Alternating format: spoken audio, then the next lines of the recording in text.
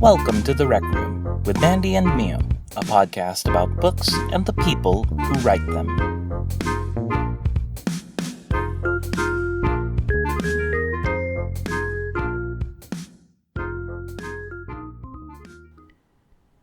You are now entering a multi-sensory experience. Jesus Christ. One that involves hearing, I hate this. seeing, touching, Oh, God. taste, and smelling. What? This Smelling? is a podcast called The Rec Room with Mandy and Mio. And I have a want to new die. mic. I genuinely wish for this episode to end already. Whew, it feels I hate so this. good Does to it? have a new microphone that Okay. does not mess anything up Well, good at for the you. very top, at the Yeah. very top of the episode. I know. Setup took significantly less time than it usually did. Yeah, but hey, look, we now have sibling mics. We do. We do have the same We type do of mic have now, so sibling mics. everything is just gonna go smoothly from here on out. I hope you are not gonna do that forever, is a because I swear to God, podcast we're gonna called quit. I'm The gonna Rec quit. Room.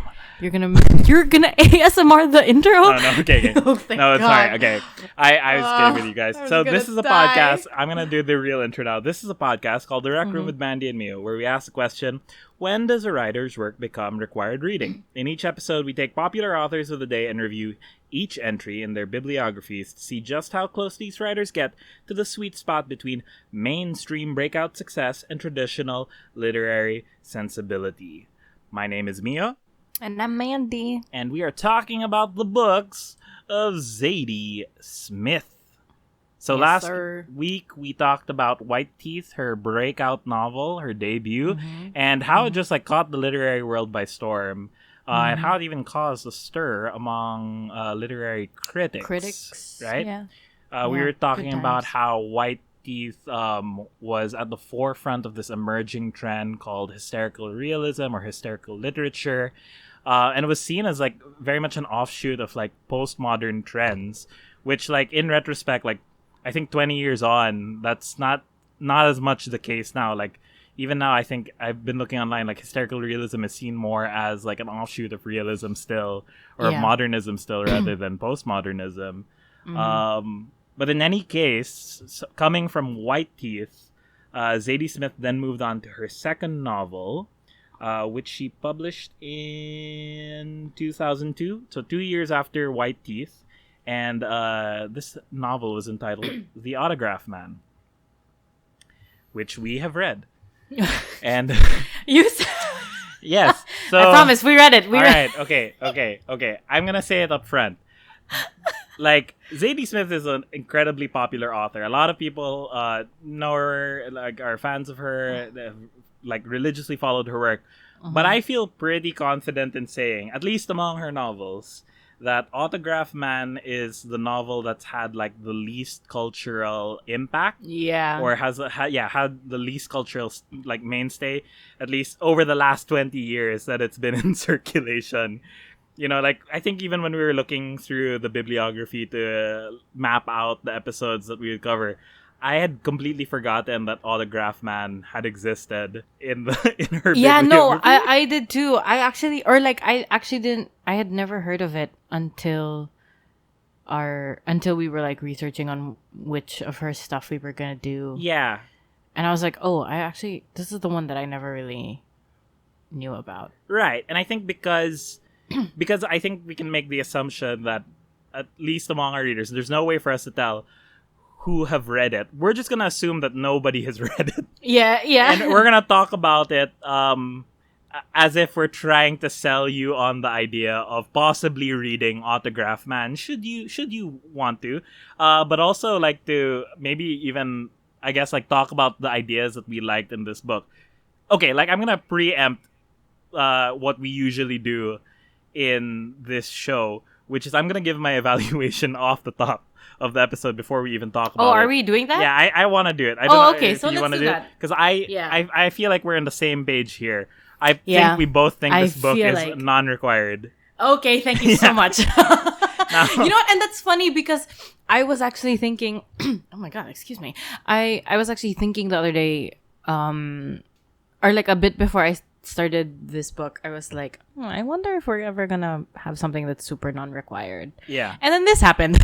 Yeah. And then yeah. I was like, because I was thinking about our stuff, and I was like, okay, most of the stuff that we've read so far, like we super either loved.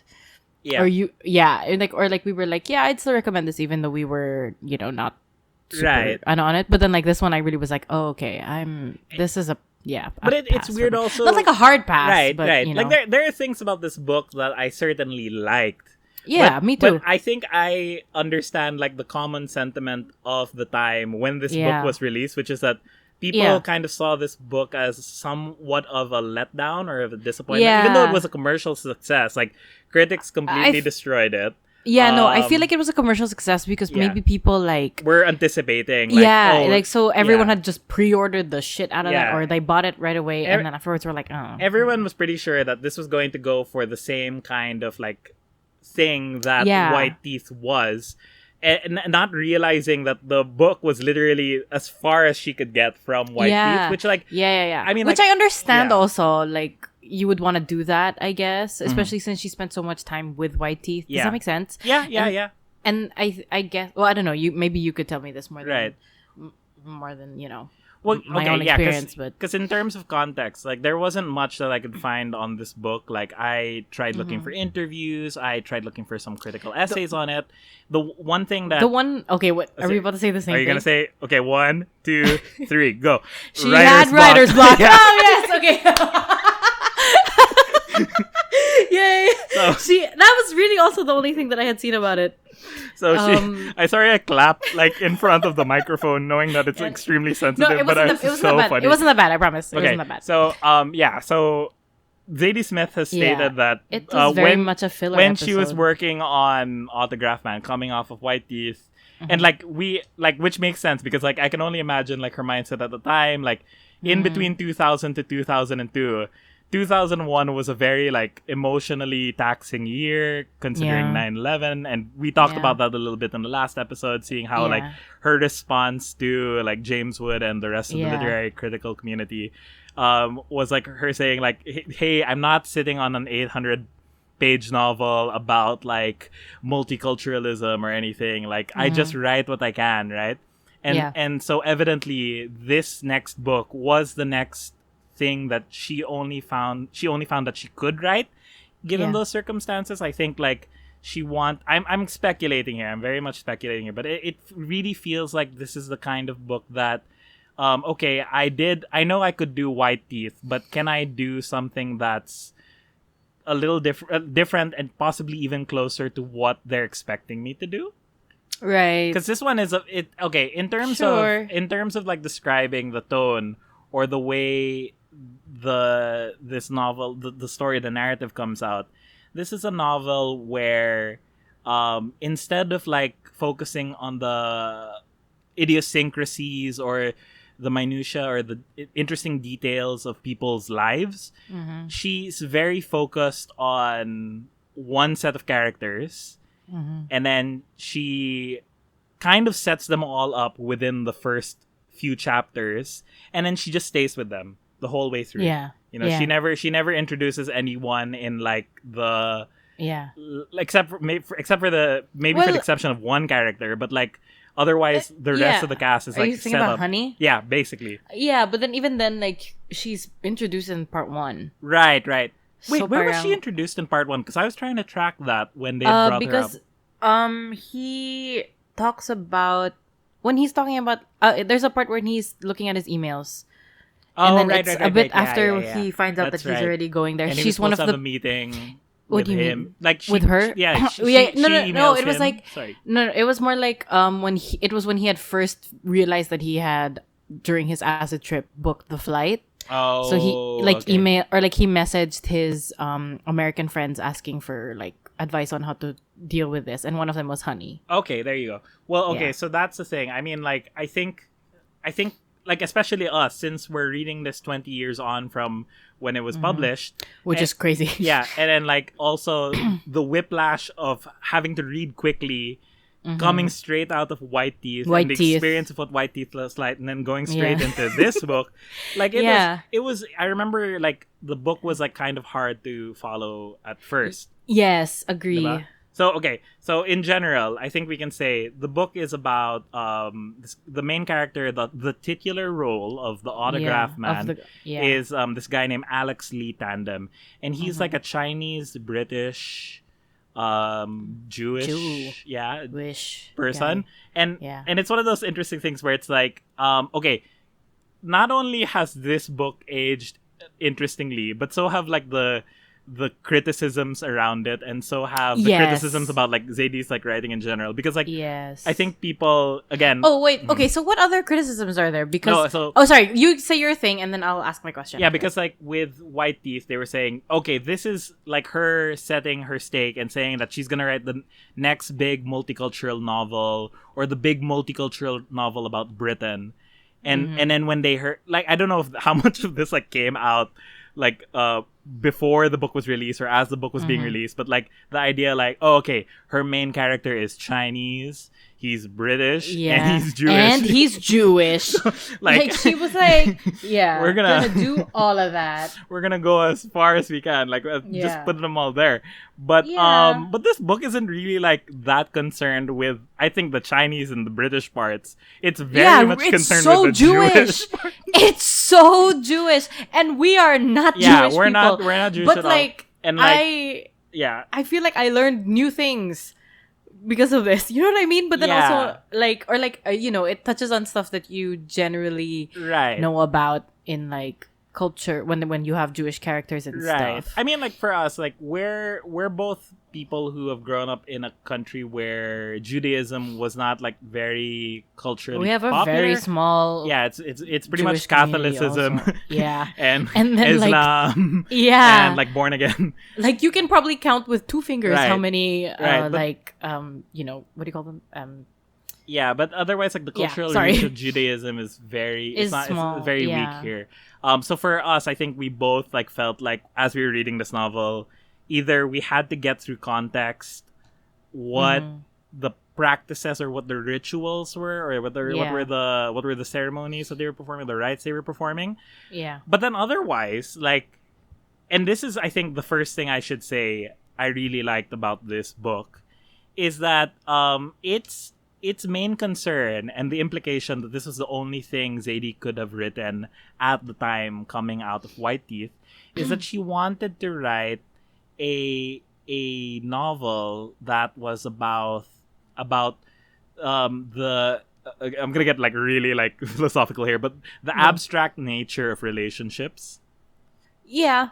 Right. Okay. Yes. And like even like going as far as taking that to the abstract nature of a relationship with God. Yeah. Okay. And relating that sense of an abstract nature with someone invisible. The afterlife. No, to fame, to celebrity. Like the idea of like the first part of the book is very much focused on like closeness, and that's coming out of like the prologue where. Well, I think like we'll just like loosely go through the plot, but like in the prologue, you have Alex going with his father, and Legion, and some of his friends who will become important characters later, to a wrestling match, and then the father, he basically dies at the end of the wrestling match, and that kind of, and while he dies, Alex is getting the autograph of like his first autograph. Yeah, his first autograph from the wrestler who won, while he meets another one of his future friends who is already, as a young child, an autograph boy. Yeah, he's an autograph child. Yeah, so like right away you get the sense that this relationship is kind of like the underlying focus of this entire novel, and like which I mean, like, it's bookmarked by the death of the father, and then the end of the book is like the memorial service of the father commemorating him on his like 50th death anniversary, I think. And then all throughout you have this sense that Alex is afraid to go through the ceremony, and first he does it with this sense of like hesitance. Like I'm Yeah. kind of, I don't really believe in religion, so this is not for me. I don't think it will do Yeah. anything. But then he Like, still, what's the point? but then he still very much carries talismans of belief. Like towards the end of the book, it's revealed that he's been holding on to this money note that basically a money bill. But it's in it's mentioned in the beginning also. Yeah, yeah. The one that But- from his dad? Yeah, yeah. No, so, not the yeah. as in like in part 1. Yeah, no. Oh, no, no. But in the prologue, didn't the dad give him and the two yeah. other kids the And- money bill with their Yes. names written on it? Yes. And And then- in part 1 there's a moment where he looks at it when he first wakes up. Right. Okay. That's like the first time I Yeah. think since then, and then maybe the second time is towards the end. Towards the end. So he's Yeah, like yeah. holding on to these talismans that kind of anchor him to different people in his life. Mm-hmm. Whether they're people like his father who he's like close to and he knows or has wanted to know in spite of his Or absence. Yeah, or celebrities like his most like his favorite, Favorite actress is this like older actress named Kitty Alexander who like she so I this is the one where I really was like unsure about where this book was going because Yeah. this book has something for I guess like Asians or for Chinese people that like basically Kitty Alexander, she's like somewhat Russian. She has like She's Russian, American, Italian. I remember Yeah, at one point yeah. that's how he describes her. but then for some reason her most popular film or the film that he loves her for is a I film know. where she It's a basically film where did she is Yellowface. Yeah, she yellowface so hard in this freaking movie. yeah. Like and then like the way that I remember when he was describing when he said the title of the film. Yeah. I was like, I all was right. like, oh no. And The this title of the film is cannot be- the title of the film is The Girl from Peking. Yeah, and then I was like, "There's no way that they got a real girl from Peking for this." And then it then, turns like, out to be her. wasn't And then the but the cover- cover, yeah, I'm gonna do it. Can I do it, please? Yeah, go, And go, so go. the way that the cover is described to look like is that she is on one side of the cover. It's her in a cheongsam. Or like for like non-Asian listeners, that's usually like the traditional Chinese modern dress from like Yeah. I know that came around in the 1900s. And then she has her hair up and stuff, and then her eyes are apparently taped Like up tape, yeah. or something. Yeah, and then like he says, like he describes it. He's like, she's meant to look like me, but I know she's not. No. And then the other half of it is her later on in like Western clothing, and she looks like I guess less like a girl from Peking. Right. And then he says that that's basically the whole plot of the movie is her Yeah. going from Peking to the West, which Yeah. is essentially how a lot of movies back then were. But then Yeah. also, or like actually up to now. Let's be No, real. Yeah, which like And- I mean like in a sense Yeah. like that's also like I guess the story of like or like one of his connection points with his father because wasn't the dad also like a first He was generation an immigrant? Yeah, he Right. went to boarding school in Right, England. right. And then just lived there his So whole he life. And he probably changed had their that name. connection, yeah. And his Yeah, name used yeah. to be Tan. And then he changed it to Tandem. Which Which you know is like so yeah. but also like considering like if we know the Chinese Filipino community that's also very common like the Yeah. Oh, combined yeah, yeah, names yeah. No, to but then make, like for a them, super naman, last name. they couldn't, or I don't know, my Lola's joke, I'm so sorry to everybody. My Lola's joke is that you have to combine as many as possible to make a whole ass name. Lolo, Or like a whole ass. why? I know, because his best friend's name is, oh my god, what the hell was his? Tanwatko. So he was like, that's 3 names. It's Tan, Wat, and Ko. That's how Chinese he Yeah, is. And I was yeah. like, all right, let's reel it back. We know you're 70 years old, but like, And so like the whole like fascination I guess there with like I don't know superficial Chinese identity. yeah. like, one no, thing and that- you know, Mhm. part of me is now wondering, does it have to do also with the fact that his dad died when he was really young? Because then he was just left with his Jewish side, and Yeah. his dad was like, Yeah, you know, because his dad had converted. His mom also. is a white lady who Yeah. is very Jewish. She's the white lady. She's the white She's lady. the- you can She see started her. the legend, but yeah, you can see her in Ballarat everywhere. No, Anyway, but she I mean she's Baleta, like the not Ballarat. Sorry. Wait, but she was like she's Jewish, and so he Yeah. basically grew up with that Jewish side. Yeah. Now there's that one aspect because I think you're onto something there, but then that totally throws me off when we get to the other group of people that yeah, Zadie. like his friends. No, there's another group of people that Zadie Smith is like weirdly fascinated with in this book, and that's like short New people. Yorkers? Oh, sure, yeah. Oh, whatever. Like, yeah, okay.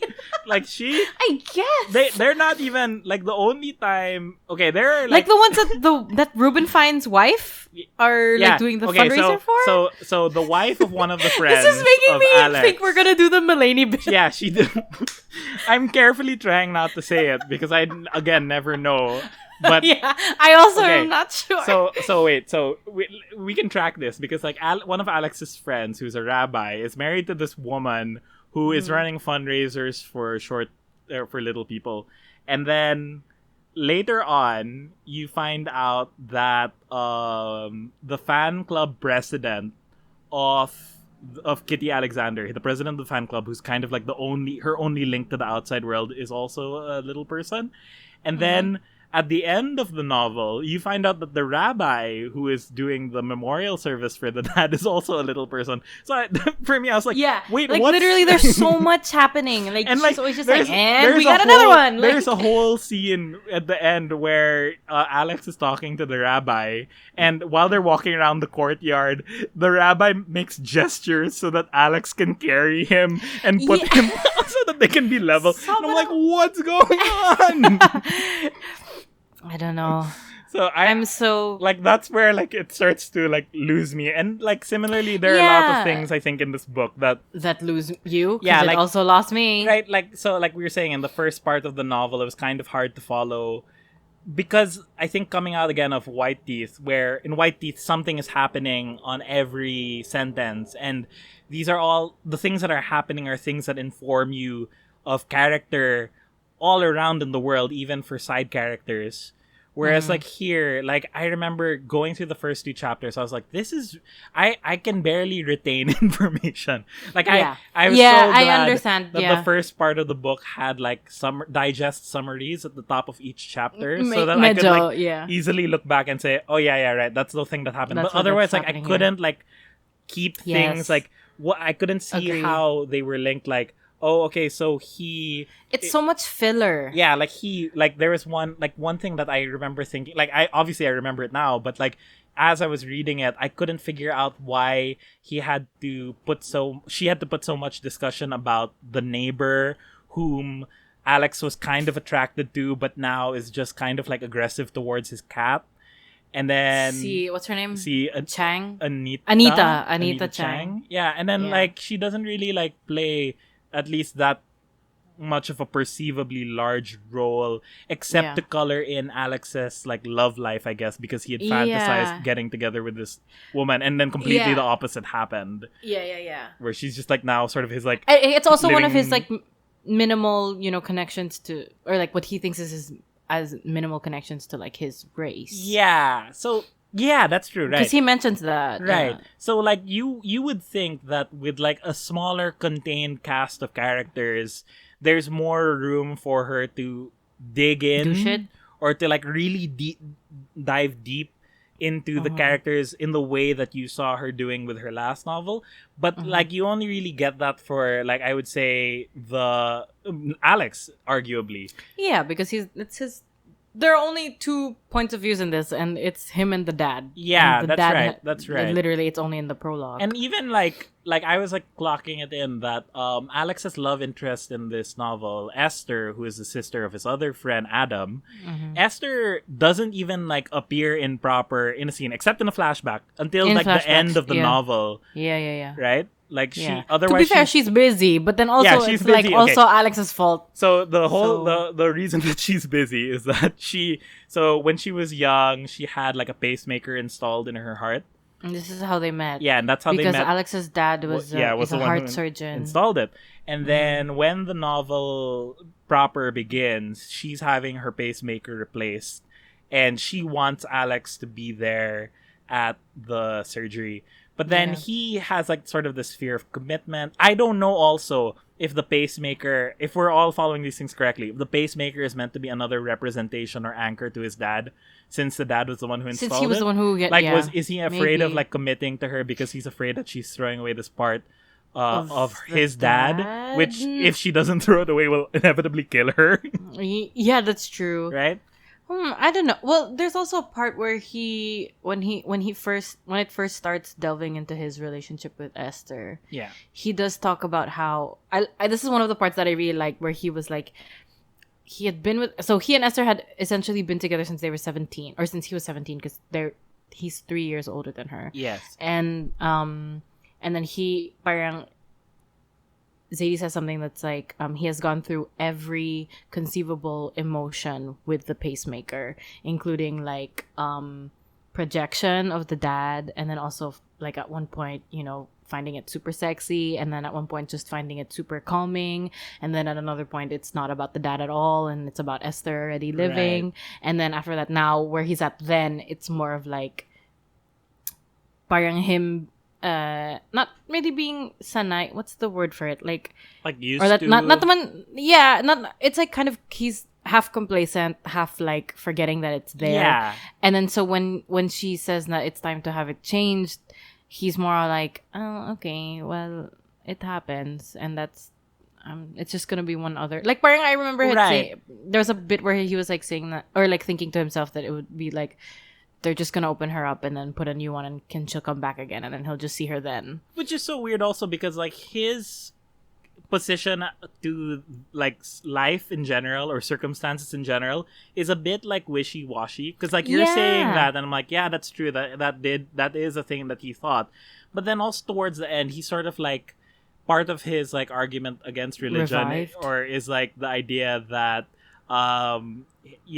things are, you say things are better, but they don't feel better. I want things to feel better, not because that's how I know that's the only way I'll know that they'll I'll be know better. they're better, yeah. And then like he couldn't like sit with the idea of just accepting things as they are. Yeah. And so he's never like quite quote unquote living in the moment.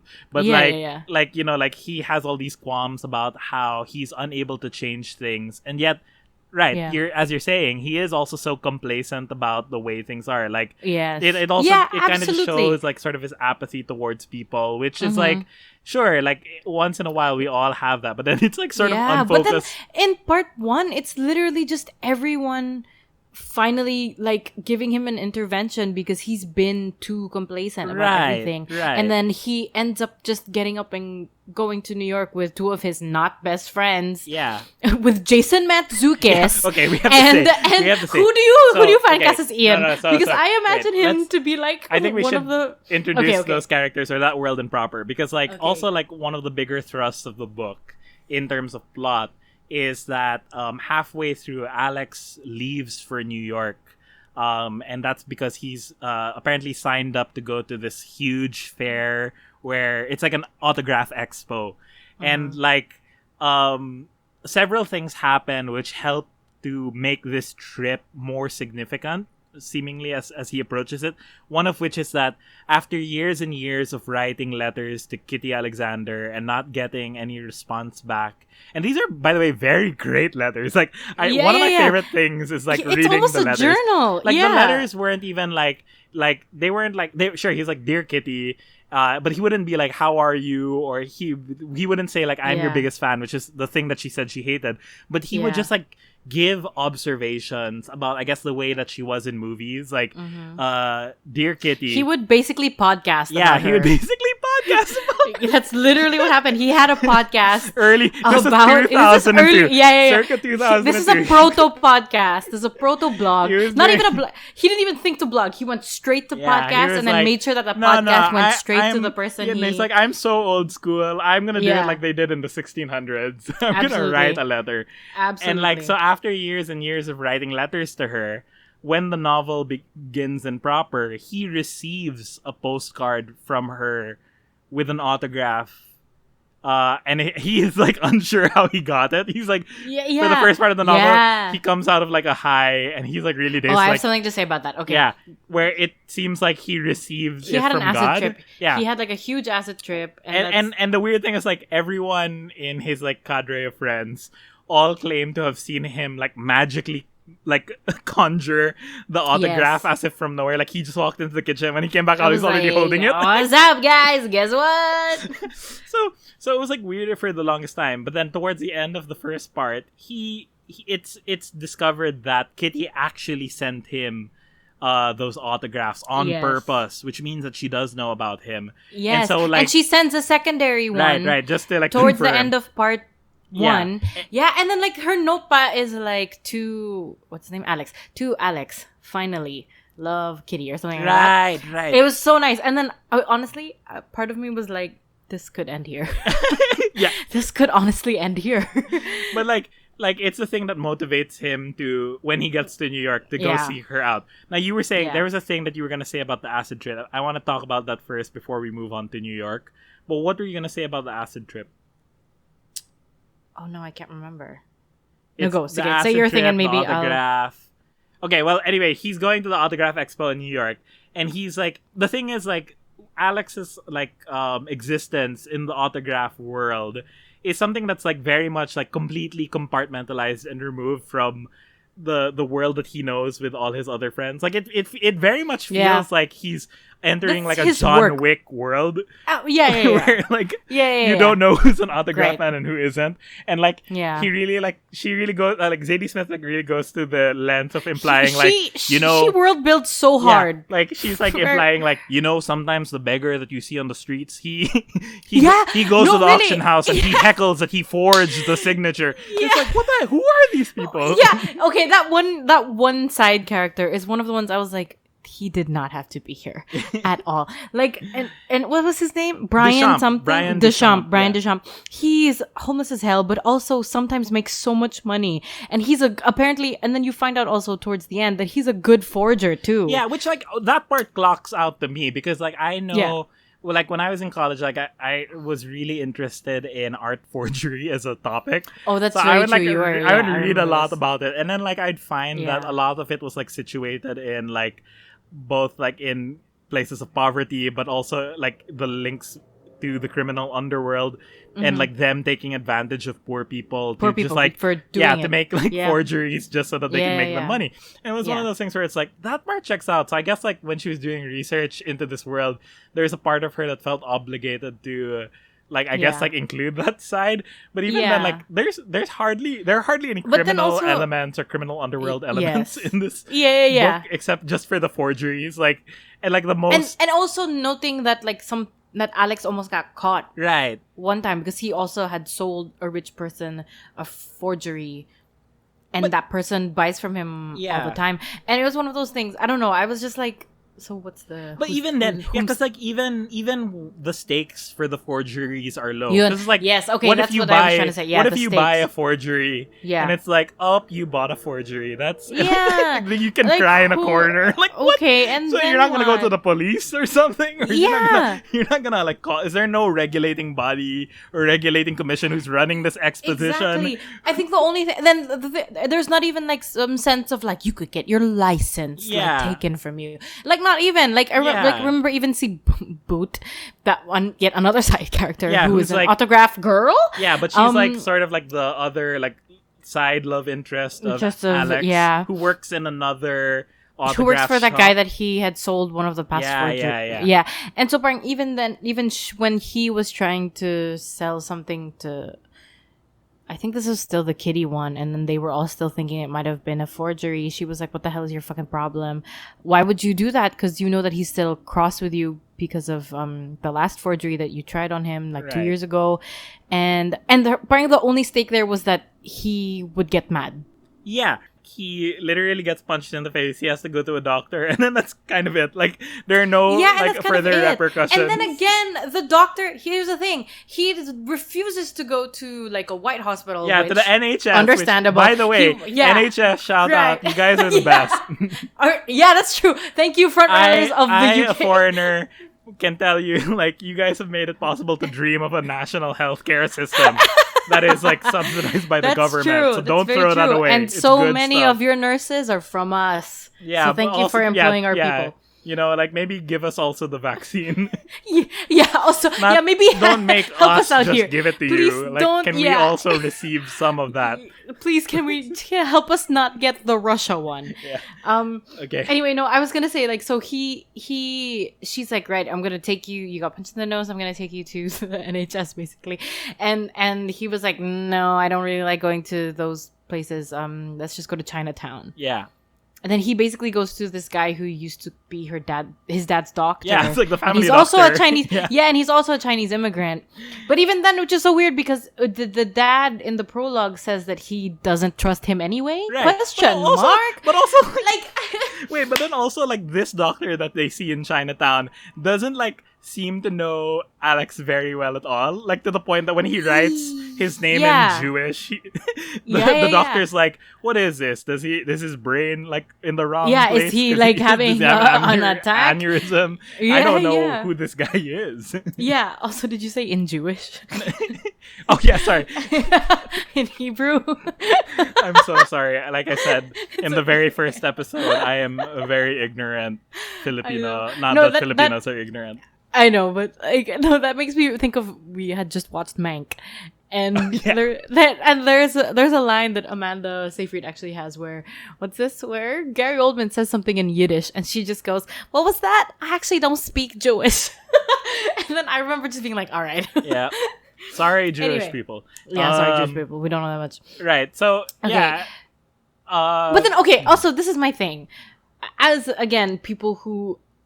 For me, especially me personally, like I have only experienced like Jewish culture from media. Yeah. And then reading this, knowing also that Zadie is not Jewish. Yeah. Was that okay? And this is also something that I wanted to ask earlier when you were talking about criticisms. Okay, yeah. Did you find any criticisms of that? Because that was one of James Woods' concerns. I remember him being like, "This is clearly not written by a Jewish person." Right. And I don't know really if James Woods is Jewish himself, but you know, like when I was reading this, that was also my concern. Like, her main character was number 1 Asian, number 2 Jewish. Okay, and so here's the thing. Like, when I was saying earlier that like a lot of people were kind of expecting her to do like the next big multicultural novel or the big British multicultural novel, as it were. Yeah. But like big British, yeah, it sounds like it's the great. That's a reality British, show. The Great British Multicultural Novel. Yeah, it's a popular show. It is. Wait, so no, but like the criticism was that coming out of White Teeth, they were like, oh, okay, you've got all these ideas about like immigrants, or like non-white populations in London in particular. So they were thinking like, oh, okay, so she's probably writing from her background, which one would assume, especially considering that Clara's character was Jamaican. Because Zadie Smith's mom is from Jamaica and she had moved to London. But she's first generation also. There was another interview where she was quoted to say that she also felt that the Jamaican part that she was writing in White Teeth was far from her own experience. Like, she didn't really grow up with that aspect of her heritage. So, like, in effect, like, when she was writing the Jamaican portions of the novel, she basically had to, like, look that up on her own, like, from like, total ignorance. Yeah. Which means, like, the scope in which she was writing White Teeth was coming out of all these observations of people around her, but not coming from her own like sort of personal experience per se. Yeah. So whatever it must have been in Autograph Man that appealed to her, I think I can only possibly think started from that very abstract notion of like, okay, well, you know how celebrities are now the new religion. What's up with that? I believe that's my best bet. What's up with that? Yeah, that's my best bet on what drew her to this novel. But then, like, I don't know. That's why I really cannot put my finger on why she picked or why she decided, like, we're gonna make the main character Chinese, and we're also gonna make him Jewish. Yeah, that's my thing. Also with her in general, like with these first 2 books. Why doesn't she just I don't know, like why is she being so removed from herself? This is not like a total criticism of her also, but like it's more of like I really just genuinely want to know. But I think, because like you know, in this, especially now, like if she had put out that book now, I don't know if it would have been. I mean, like not this, you know, it was very critically shot, but like I mean, like I feel like it would have been worse, and I think that it's kind of lucky that it kind of got forgot amongst her like other books because you know, or like I don't know, maybe someone's gonna dig it up and just be like, oh, this is kind of weird that like a Jamaican British person was writing about you know, Chinese Jewish things. That's always I think one of the great initial push and pulls that you experience as a writer, figuring out whether or not you should write your own experience, or if you should try to write as far away from your experience as possible. Like, like, okay, like, if writers, for example, were to write their experience per se, then literally all novels would be about writers or about novelists, right? Yeah. But so there's already that one degree of removal. But then it's figuring out how much work you have to do to make it obvious that the book is not just about yourself, but thinking deeply about certain things about the world that people can relate to.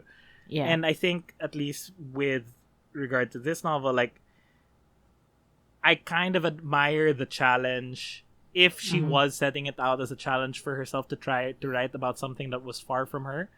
Okay. But there are things about the way that she writes about faith and about connection and about even autograph collecting that part of me is like, oh, there's a part of her that is very passionate about these things. Yeah. Like, this is something that she secretly... Like, the core of it is still there. Like, this is something that she's secretly very geeky about, but she might not talk about it with most people.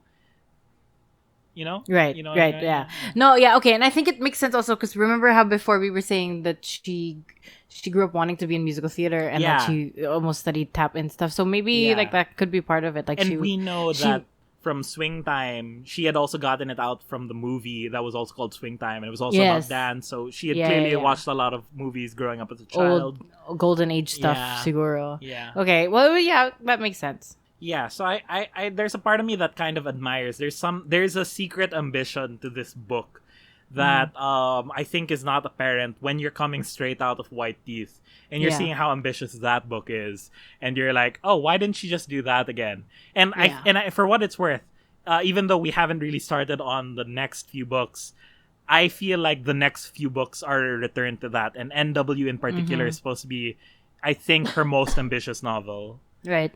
In terms of, like, form, and that's the one where she really goes, like, postmodern and everything. Yeah. So, yeah. But yeah, okay, so going back to the novel, Alex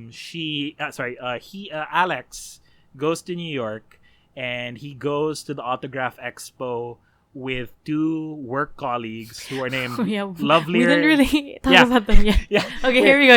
I just realized that you set up who they were, and then I was going to introduce them, and then we went through this entire tangent only to end up back here. Exactly.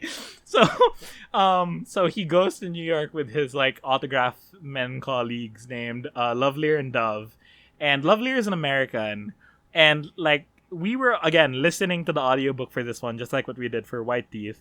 And the audiobook was read by Ben Barnes of Chronicles of Narnia fame.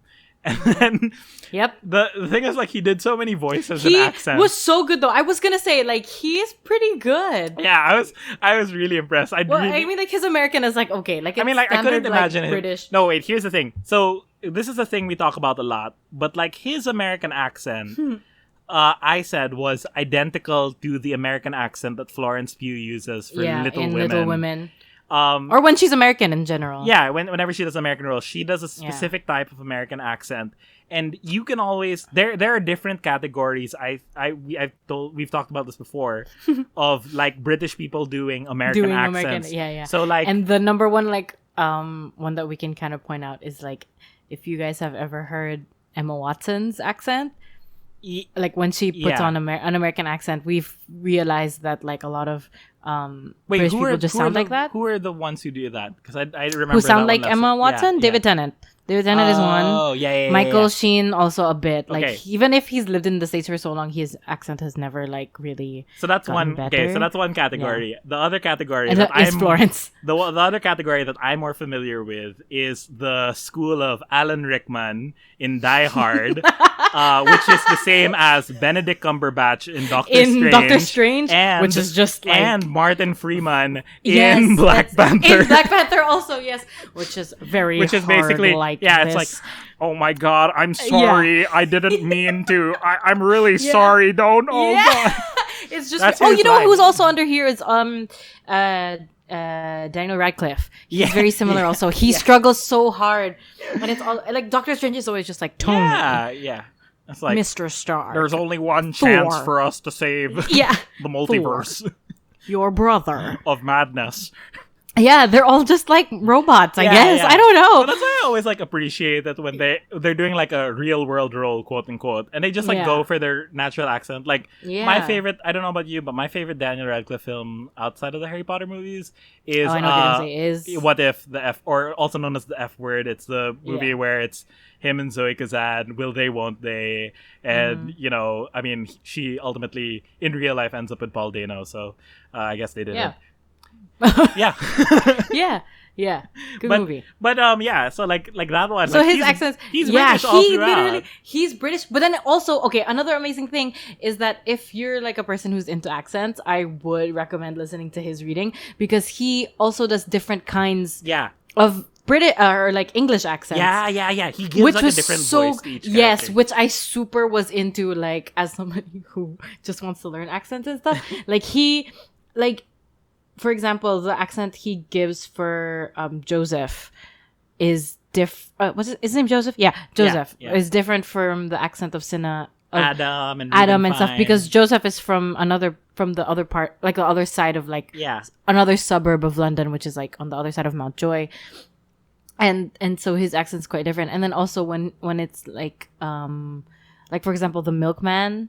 Yeah, he also sounds different, and then also when or even like the rabbi at the end, and correct. Yeah, and then also he at one point did a Yorkshire accent, which I was super impressed with. Also, I was like, whoa, he's really doing this. Yeah. Like he went really north, but then like when he has to be like a New Yorker, it is like, it's very exciting. You know what it? Yeah, it's you know what it is. It's like it's for me. He's like half.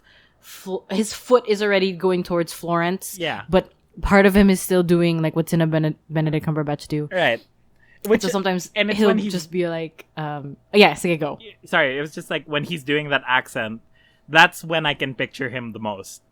Like, if it's any other accent, I can't picture him. I'm really thinking of the novel. But then whenever he does the American accent, I imagine that's him when you can see Ben Barnes in the recording booth being like, he's just like moving around. Yeah, he's like dodging, being like, listen. Right. Yeah, that's what he sounds like. He's always like, listen. Listen, tandem. I don't mean tandem. to I don't get know in the about way this. of your stuff, but like, look, we just need to move the shelf. You wanted to get the autographs, didn't you? Yeah, or when they're in New York and what's his name, Lovelier, is like, what are you doing? We can get like a limousine anywhere in any corner. I'm like, what's he saying? Wait, because we forgot to mention also that. Okay, so like your fan casting. No, wait. So Lovelier and Dove.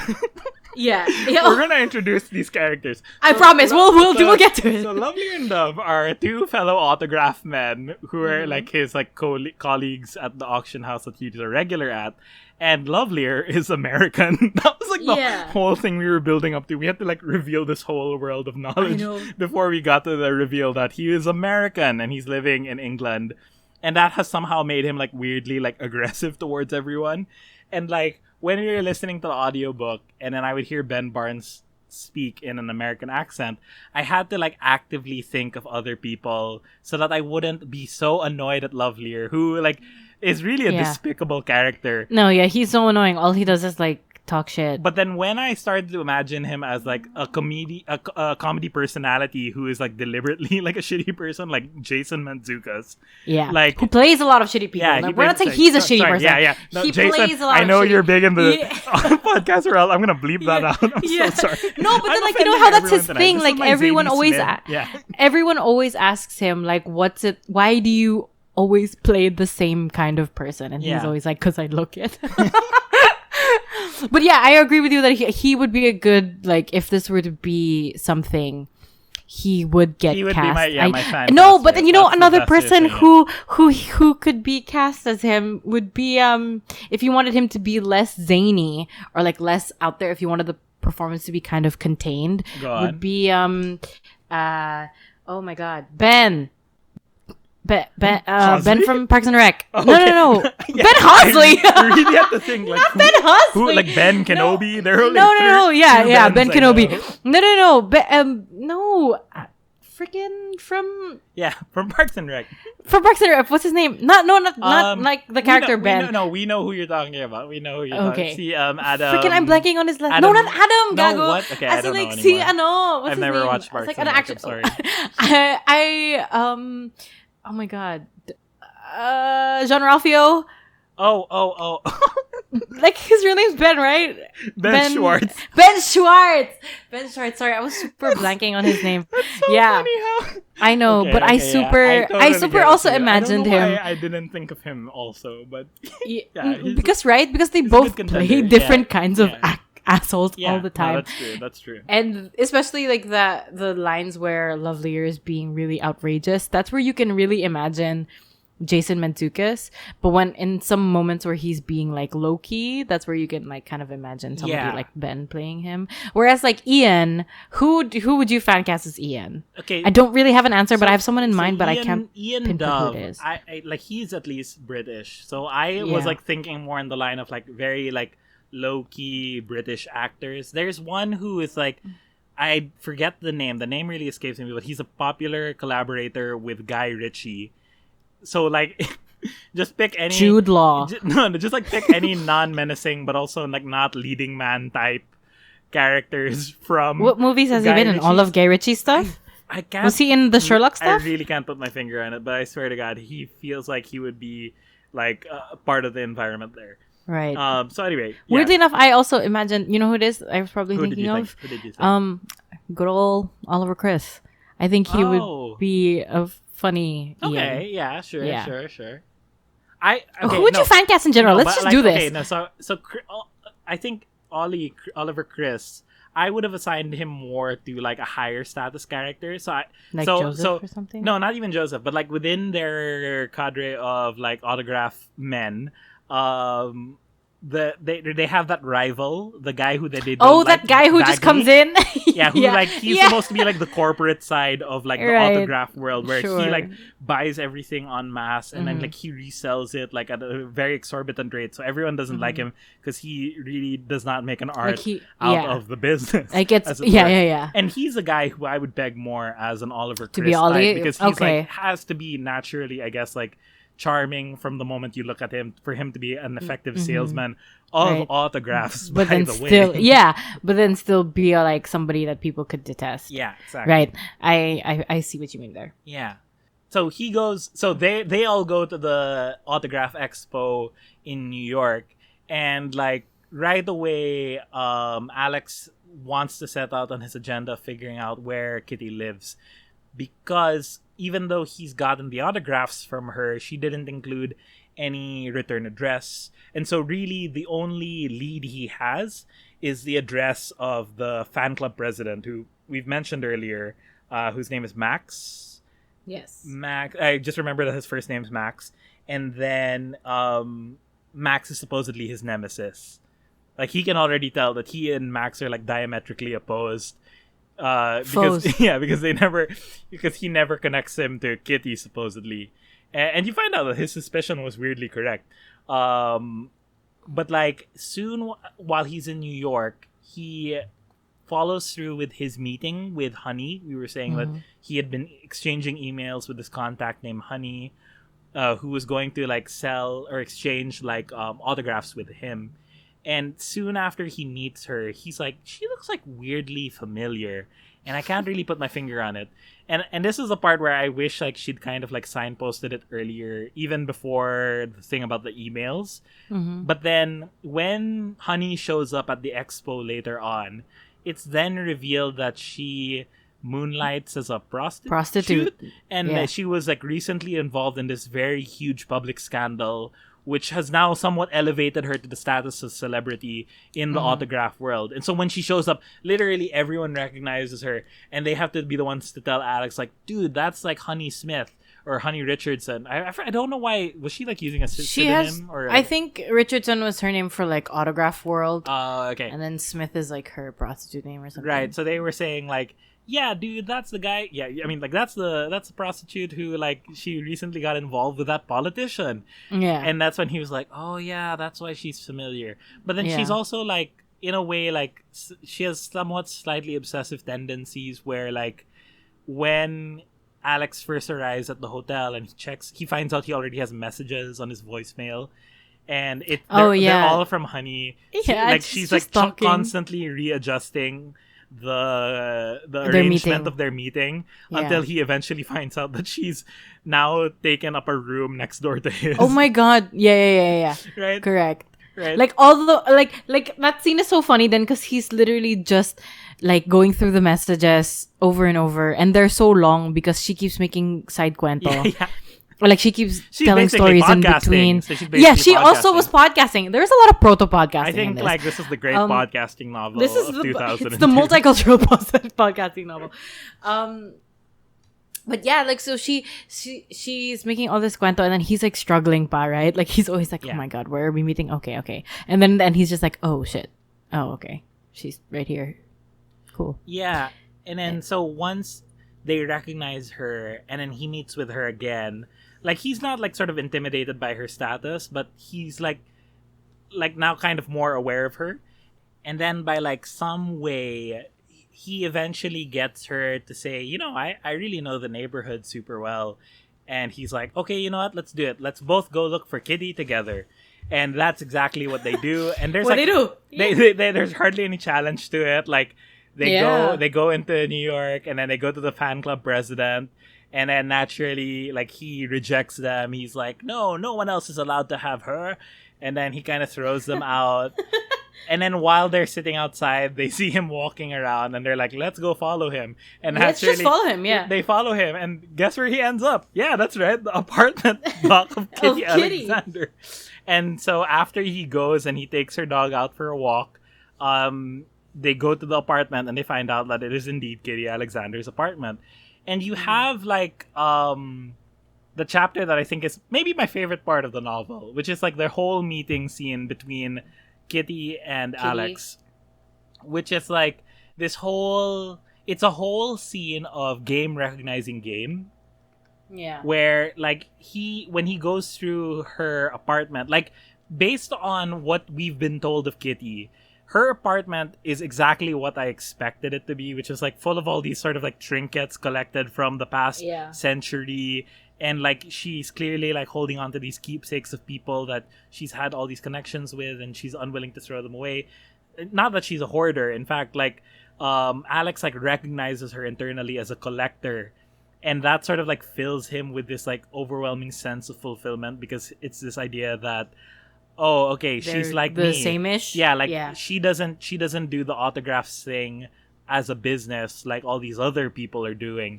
She's doing it to feel the connection, which is what I do, which is what I get out of them. And then eventually he comes around to introducing himself. He says, I'm Alex Lee Tandem, and she knows who he is instantly. And she kind of like reveals the whole thing about like, I've read your letters. They're like incredible letters. And like for so long, I was like held back from them because Max, the fan club president, had been hiding them in like all around his apartment. So the one time when I was like going around in his apartment, and then I opened like a cabinet, I saw all these letters that were addressed to me. And so I read one of them, and it was from you, and it was one of the most beautiful letters I'd ever read. So you have just like this complete like communion between these two people, and it's so beautiful. Like it's great. Yeah. Like, and also that's like the best. Like if you want to meet like your favorite. Yeah, like if I wanna, you'd kind of every time I wanted try to tweet at a crush or somebody, like I always just like imagine like, you just wanna, she's gonna one day say like, someday you wrote some of the most beautiful tweets, but she's never gonna say that.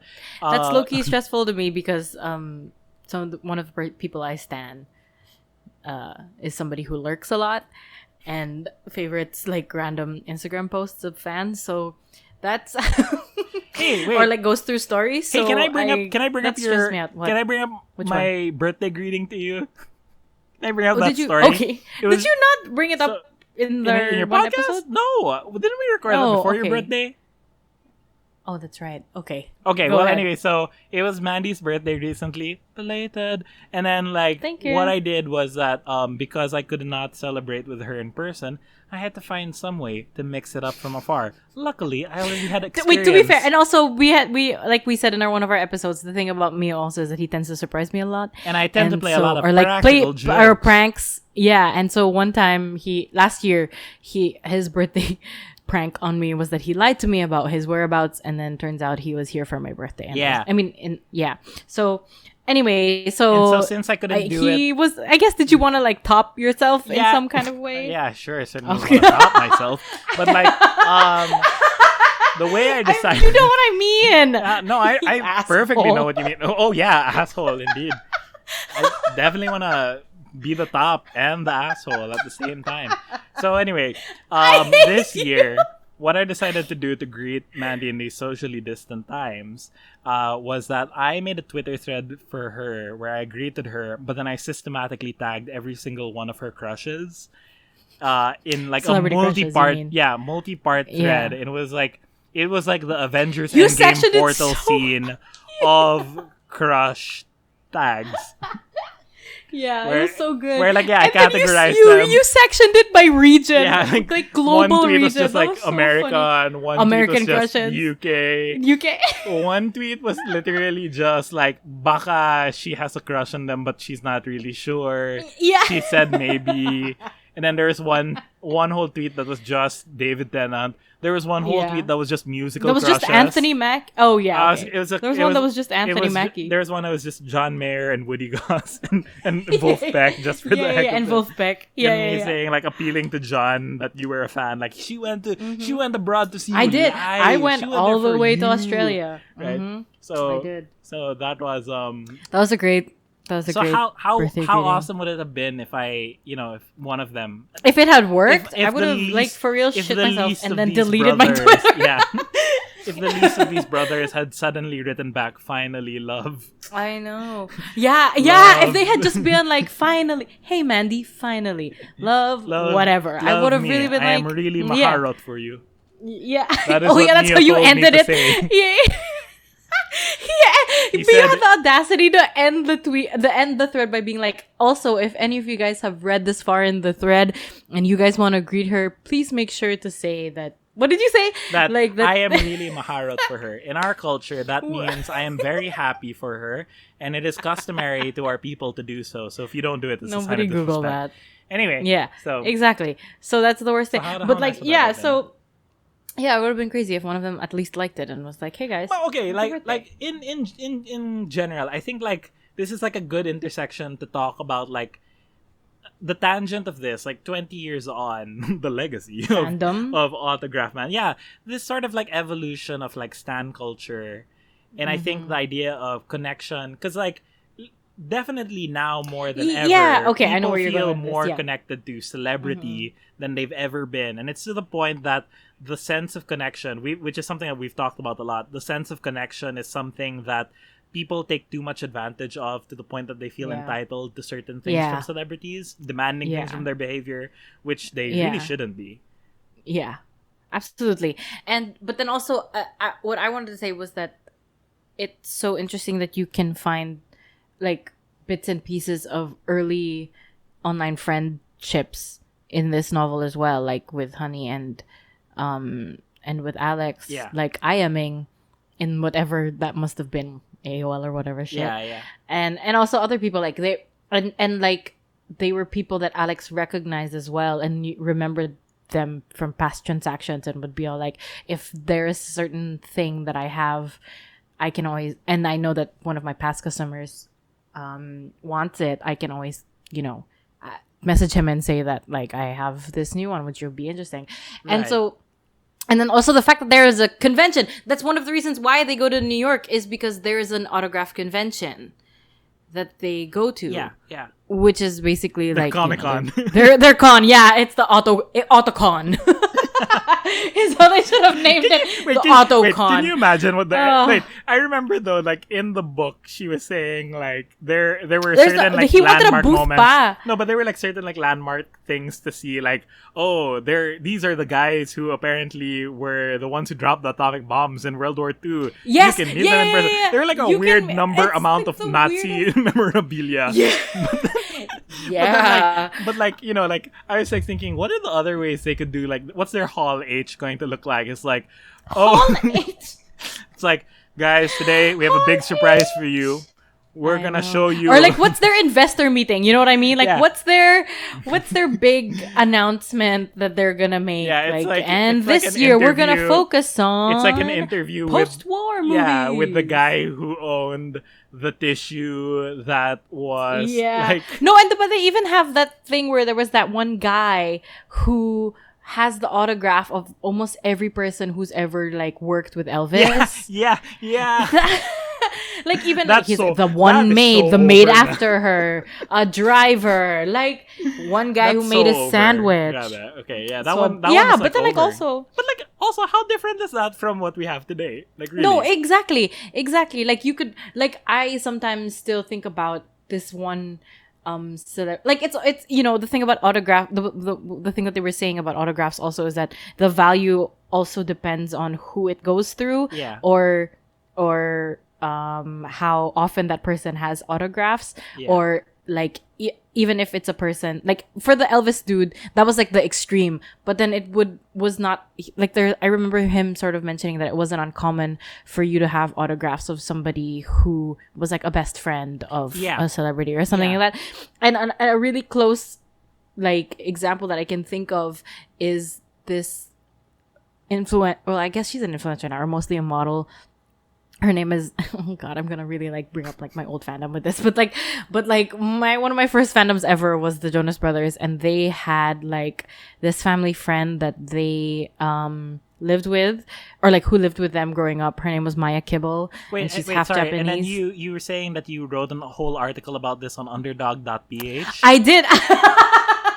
Just Thank wanted you to for get that that plug. clear. I have Sorry, written so about if my you- past fandom. Actually, in relation to this and in relation to online, like stuff, I have actually written about like my fandom days with the Jonas Brothers, Right, and right. how it revolved around like online friendships, and you can find it on Underdog.ph. underdog.ph. But anyway, about you can also find some of Mio's works on there. He's written some cool stuff about movies. enough about me. But please. Oh, okay. So you're talking No, about okay, Maya. so yeah, her name was Maya Kibble, and she had grown up with the Jonas Brothers because their dads were both pastors, and then the dad had passed away when Maya was very young. She's like she should be Nick's age, and then like she they were basically the adopted family into they called her like the Jonas sister and stuff. And so she grew up with them and like in the background, and then eventually for college I think she moved to Japan, which with her mom they decided to move back there already.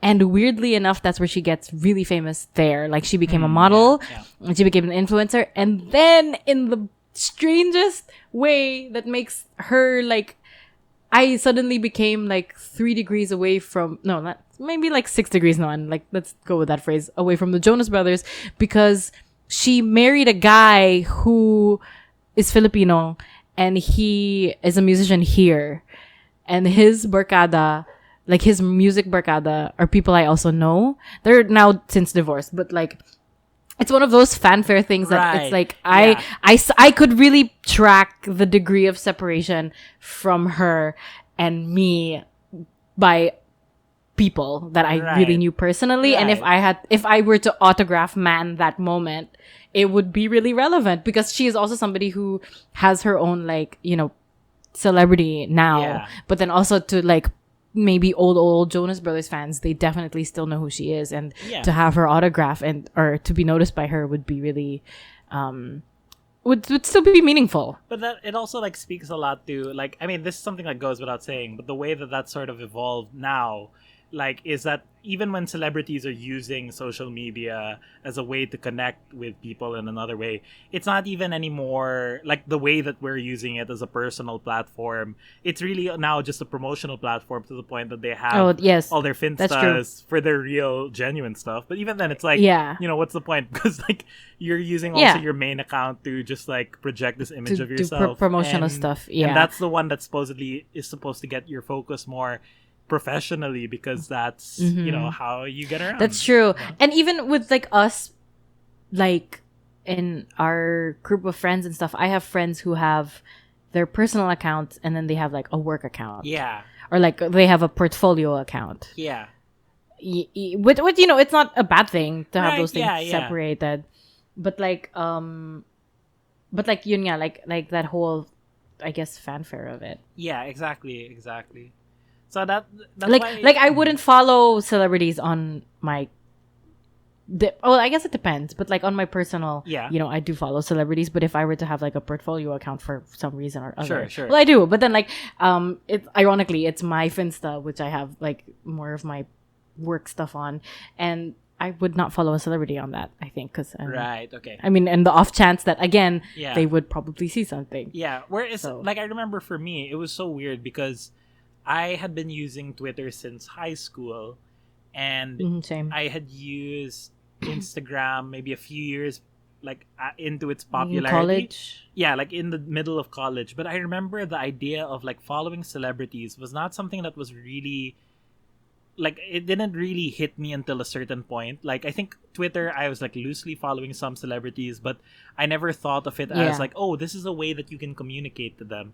And then Yeah. and No, then, and okay, so go. no, but You I, first. like, You I was first. gonna say, just like in with Instagram, I remember there was a certain point where it clicked to me. Oh, you can actually get like this illusion that you're getting life updates from celebrities Yeah. just by having them Yeah, on your yeah. feed in the way that you've been Yeah. doing with Facebook all these years.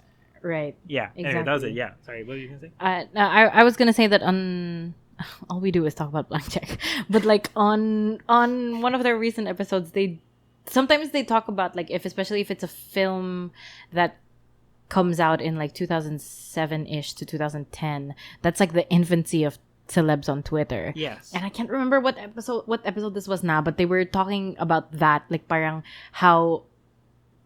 Oh, it was with Chris Gethard because whatever episode he was on recently, this was early as Zemeckis, Yeah. where like he talked about how Chris Gethard talked about how the reason why he actually kind of shot into fame in the comedy world was because of Twitter, because he, in the infancy of Twitter, this was like 2009 or something, his show on Comedy Central, I think, was just starting, and he really wanted a celebrity guest, and that guest was supposed to be Al Roker, Okay.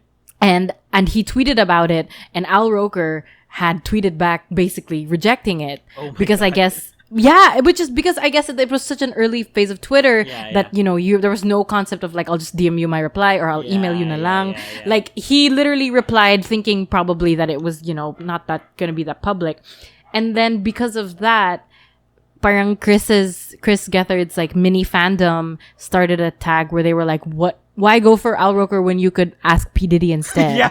And then that's how that started. Yeah. And so he started this hashtag where he was like basically like get P Diddy on my show or whatever, and P Diddy saw it and He then did, yeah, and was he got literally on. his first fucking guest And on like the Chris Gethard show. He put like a permanent door for P Diddy. Like there's For only P. one Diddy, yes, door that's on the set that P Diddy can come That's through. true. That's it's for the Diddy door. it's only for P Diddy. Yeah, Yeah, exactly. yeah, and so yeah. it's one of those things. And I was gonna say something else also But when you were you saying know, like that life updates. but also like the funny thing about you bringing up blank check there is like the irony also there is that when we talk about like people who are in the New York media circle, like blank check and people at Polygon, like we kind of already look up to them as like a That's very much true. higher tier of celebrity. But even in the grand scheme of things, that's not. They're not exactly like they're not on the level of like the Kardashians. Like, of like right? or So- like Chris Evans, but like we clearly have like an affinity towards them that endears us to them and enables us or sort of like encourages Like, us to we take were advantage of that connection in the social media Yeah, platform. exactly. Like I'm okay to admit this, but we were really kilig the other day because the blank check account liked one of my tweets and then retweeted it. Bah. Yeah. So like that even then I was like, holy shit, they like noticed us. So it's that kind of thing, and it's that like similar thing, I guess, going back to that's the closest that we could get right now to receiving a legitimate, like to receiving the Dear Alex finally Yeah. is being retweeted, I guess, by one of your favorite podcasts. Which I mean, like, is it happy? Is that sad? No, we don't know. Yeah, actually, decide. you guys can tell us. Like, I actually tell would us. love to talk about this with some of you guys. Yeah. Like, if you've had like for a example, significant like celebrity encounter in some Yeah. way, like do tell us. Like I we'd know, love to tell us, read them because and talk actually, about them. there's just going into this a bit more, but like there was this thread, or not really thread, but like this tweet before that was going around that was like, retweet this with a story about a really like not really awkward celebrity encounter, but like one of your more meh celebrity encounters, and a lot of them were really good. And then mine was I retweeted it, and I remember getting a bit of traction on this one because mine was about Isabel Daza. And I think that's one of it also, like if you find tweets like that, that's really funny also, like mundane. Yeah. Yeah, So, there's yeah. so many variations of this. Like I can think of so many like tangential stories. One time I met a director and I wanted to congratulate her for the success of her film, but I was so nervous that I accidentally said congratulations on the sex. And then Wait, what? Who's this? Is this here? no, yeah, Or it was when here. you were It was in here. the UK? I was Okay. here, but like I said, congratulations Okay. on the sex of your film. Jesus Which, like, Christ. incidentally, there was like a huge sex scene in her movie. Yeah. So I was like, oh, yeah, okay, I'm never gonna Did let you? this down. Yeah. And so that's it. Did she? Say... No, oh but she no! was like, And maybe I have one also. No, Sorry. yeah.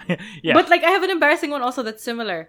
Was that, and then it is also going into the whole like sometimes you forget that like a celebrity that you admire is also like a real person. Not to say that I said anything super offensive Right. or that I was demanding of them of something, but when I was in Australia last year and I had gone to Melbourne to see two things. I had gone there because of, well, actually the second part came secondary, but you know, Oh, yeah. I went to see John Mayer. Do you remember do you know what story I'm leading I up know, to? yeah, I know which story you're leading Yeah, okay. So, and then it turns out that while I was there, like 2 days after the John Mayer concert was the start of the infamous, or like the famous Melbourne Comedy Festival. Yep. And one of Mia and I's favorite comics, who's British Chinese, was It's going... Alex Lee Tandem. Sorry, yeah, it's actually Tandem. No, I'm just kidding. That'd be so crazy. No, but like his name is Phil Wang, and he was gonna perform in one of the first early days, and so it was one of the cheaper dates. So I was able to. I literally gave up like a day's worth of like, well, you know, it's not that expensive, I guess, to people who live in the West, but like to me as a third world country person who was there on like very little limited funds, I gave up like a day's worth of like food money to buy a ticket for his like 45-minute set. And I went, and it was so good. It was so funny. But like, I totally forgot that, I sometimes kind of forgot like that I was seeing him in real life. And so I did that thing. And if you know me, you will know that like if you listen to this podcast, every time Mia makes a joke, sometimes I yell stop. Yep. And so that kind of happened. Phil Wang was I'm making a joke about professional something. stand-up I comedy know. I was set, at by this the freaking way. live You show, know, the whole and then the whole place where the Oh, premise Jesus of why you're Christ. there is to hear a person tell jokes. I know, literally. He had told this really great joke, and I'm pretty sure it was about Tinder or something. And then it was so funny, and I was laughing so hard, and I just went, stop. And I forgot that, like, the space was quite small. That was it also. It was like a black box, theater. It was really small. And so, like, it was only like 10 rows of people, something like that. And so when I had said stop, he heard me, and he literally stopped and said, did somebody just say stop? And then I literally looked at him, and I was like, I'm so sorry, I didn't mean it. And he looked at me. I forgot what he said. He made a joke about it, and I was so shy. And people were looking at me, but they were laughing, but not like laughing at me, like they were just They were like, like oh encouraging, girl. like good job, good Yeah, job. yeah, they were just like, hey, you got noticed by him, but also, are you okay? And then I was like, I'm really so sorry. And he was like, can I make another joke? He looked at me, he asked me permission. And I was like, yeah, please do the rest of your set. I'm so sorry. And then afterwards, I had tweeted about it, and then he replied to me and said, oh, that was you? Don't worry about it. It was actually really funny. Thanks for coming. Something like that. Like, it was very sweet of him. Very and sweet. That's a good story. I should look for the screen cap of that tweet and print it out. But yeah, that's the closest again I will get to finally. Yes. Okay, so we have to move on. So Yes, Alex soon finds out that Max has been blackmailing Kitty, and he's realizing Right. oh, Kitty is not actually having the best kind of life situation that she could have. Whereas I know that an autograph of hers is so rare that if we sold it on the market, it would instantly make her thousands. So he basically eventually he strikes up a deal with her. It's why don't you come back to London with me? You said you've always wanted to see Europe again. And I know a way to get you rich that you'd be able to survive without having to rely on Max for the rest of your life. And so they make that arrangement, and she goes with him. There's not that much else that happens, I think, in New York, apart from his very protracted relationship with Honey, which ends actually very sweetly, I think, in a poignant, amicable way, where they kind of just say goodbye to each other one last time, while she's like sort of approaching the zenith of her fame in a skating rink. People are like asking her for her autograph, and they kind of just skate around each other, which is really nice. And then after that, they go back to London. Is that Rockefeller Center? Do you remember? I would think so. I think so. Yeah. Okay. So, when they get back to London, the idea is that Alex doesn't immediately tell everyone that Kitty is staying with him. But the plan is that he basically makes her make some new autographs, and then, or like, he also has some belongings of her, of like letters about like the time she had slept with some celebrities, and like all these like scandalous things that would definitely like make a riot at the auction house. But the thing that really does it in is that like the day in of their getting back to London, the news apparently breaks out that Kitty has passed away. That she died. And they immediately suspect that Max has told the news that instead of her disappearing, she had passed away. And so now they have to tell Kitty, and also like call the news to retract the statement and actually like say that she's alive. But that's not what Alex does right away, because he senses an opportunity in the moment where he decides to make more money. Yeah, if she's a recently deceased celebrity, then her autographs will only like go up in value. So he chooses not to do any of those things. Which is such a weird also. Right. This is again goes back to like the wishy-washy thing. Yeah. It reminds me, it's one of the things that reminds me like, oh, okay, as much as I've liked certain moments with his characters, he's still very much a flawed guy. Which is like great. Yeah, sure. Yeah. But then also in some ways that don't make sense now. I think the thing that doesn't make sense about it is it comes in like the last third of the novel. Like it kicks off the third act of the novel in a 2-part novel, but it kicks off the third act, and it makes you feel like, wait a minute, how is this supposed to be resolved? Because like even at the end, not to say that novels should necessarily have resolutions for every characters, but like the point where you decide to end the novel, there is going to be some kind of perceivable change. So like, and I think with Alex, like, if there is a perceivable change, I don't know if it's just in his disposition, like, and like in a way of like trying to acknowledge, well, change is actually in itself very difficult. The most that you can change very easily is your way of looking at the world. That's possibly what happened to him, but otherwise it doesn't really like come through. Like the most that he can commit to changing is he decides to speak and help out with the service of his father's memorial for his dad, which he had been like reluctant to do the entire novel through, because partly because of his trauma, partly because he didn't believe in religion, and so for him like it didn't really mean anything. So like these are all things that are happening like sort of under the surface and are very subtle, but that also gets resolved, like, you know, I mean, like in terms of like the Kitty supposedly being reported dead. She reads about it, and then she has to strike a deal with Alex. And fortunately, Alex did make a big profit from the auction house. Like he'd made like 150 grand from her autographs, and he gives 10% of that to like Deschamps, who is dying, which is a moment that kind of fell flat for me. But then like Kitty, because they kind of build that. Sorry, but then like they kind of build that some before he goes to New York. But I agree with you na parang the way it came around was not, I don't know. Yeah, and kind of like what happens is that the other thing that comes up is that Esther sort of finds out that Alex has been sleeping with Boot, and like she doesn't leave him outright, but she, you know, he can sense that it's coming. And the book doesn't really end with any sense of finality. That's very true. Yeah. So the book is like, it's very open-ended.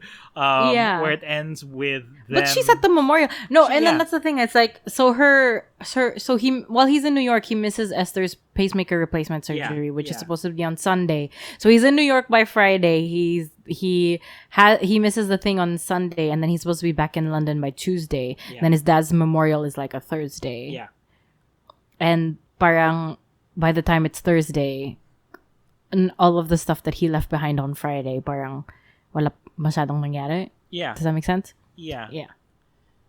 So that's why I feel like when we come to at the end of this novel, like, okay, because it's again different from like what we got in like White Teeth, where at least like with White Teeth, okay, there was this really sense of finality. There was with like that. which she gave through that kind of flash forward, but you could also tell that she wasn't interested in giving you that sense of finality, because she doesn't end with the finality. She ends with the open-ended moment, right? Right. And like to me, But I mean, like, but it's still like something that circles back. sure, but seeing how she did it in White Teeth, I was more excited by how she did it there.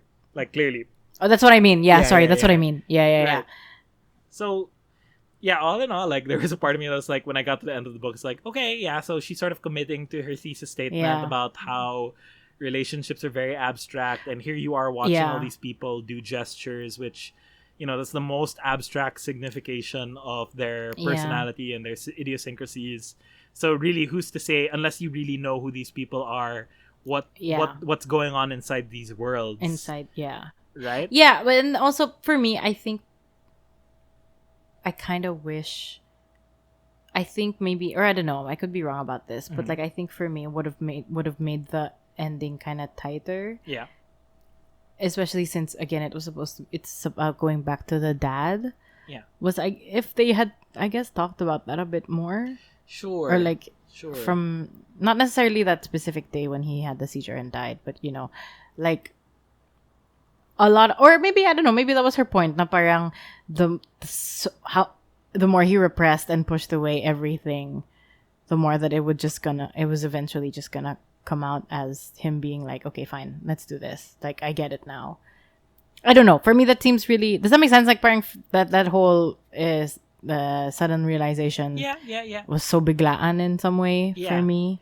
I think it's like also touching on things that we pointed out were kind of things that didn't really work with us in White Teeth, where sometimes like she kind of goes so fast by the interiority that it feels like she is expecting you to know what's going on with characters when they make certain decisions, but then it's like I wasn't always sure if I was on the same page as her. Okay, like another clear example of this was like after the auction, after he sees Deschamps and everything, he decides that he doesn't want to go home, and so he decides to get like really dead drunk at the bar in Mountjoy. And then I don't know why he didn't want to go home. Yeah, he doesn't say why, because it's not like Esther was there naman. Yeah. And it's not like Boot was there either. Right. Like, and I had like and it's not even like, I think before it they don't or was it and like was it that he was guilty because of Kitty or whatever? But even then, like it's so labo. I mean, like I can only relate to it in terms of like the feeling of going home and then feeling like, but this is already me extrapolating, is like the feeling of going home and feeling like after a good day. It's not, things are not over. Things still have to go somewhere else. So I almost feel like, but then you don't feel that. Yeah, exactly. It's not the same Rin, because it's not like he's like, oh, that was a good auction. Time to get massively drunk. In fact, what he says is, this was a weird week. Yeah, exactly. I don't know. Yeah. So, and then so it ends with the memorial service, and as we said, you just see them doing gestures, and Alex is most fascinated by the people that he doesn't know. And yeah, I guess that's it. That's pretty much it. That's Autograph Man. Okay, well, we've already said that this book is for us. It's not a required reading. This is something that I think is definitely, like, if you're like a Zadie completionist, like we're inevitably going to be. Like, this is something that you'll have to pick up along the way. But otherwise, like, I wouldn't like recommend this casually. Sure, yeah. To somebody who's like, oh, I want to read Zadie. What would you? But I think I'm left thinking a lot about those ideas about, again, connection and spirituality, which, then again, are also like ideas that come out in a lot of other books as well, and those are and like flesh out much better. Right, exactly. Or like story, like not even books, but like even short stories. Like I would say, like a thing that movies? Everyone has said like explores faith and connection and abstract relationships in a very interesting and real way is Fleabag season Lion 2. King. Oh, Fleabag. Yeah, okay. Our brains are very different parts. Yeah. But yeah, okay, I Culture. would agree. Fleabag season 2, very much so. Yeah. Um, So yeah. agree. I don't Yeah. know. Yeah. Okay. So, Yeah. So we're done We're with kind of Autograph just like- Man. We're done with Autograph Man. I think we can close the book Yeah. there. Our next episode is supposed to. Well, okay, no. So the next book we're gonna take. Are we doing on, announcements? Yeah, because the next book that we're supposed to be taking on is on beauty. But as you can see, we're already releasing this episode halfway through the last month The of last month. 2020, which means this will be Indeed. our last proper episode of 2020, but not our last episode of 2020. Is that confusing? Indeed. Yes, it was, because next week we're doing I'm just gonna say indeed again. Indeed. a year-ender episode where Mhm. I guess you and I can just talk about how the year has been for us. I mean, like, Yeah. we debuted this podcast like relatively late in the year, like literally the last 3 Like months. literally October, but I guess like if but we've in the come way by that pretty people fast. have been saying, like the people who have been listening to our reading break episode and say they really liked it, I think is room for us to have like another episode where it's just us and I think talking about like, Chilling. yeah, just like kind of like looking back, Chilling like which villains. surely every podcast is doing. Is gonna be doing, right? yeah. Everyone's doing a Yeah, year-end yeah. episode, right?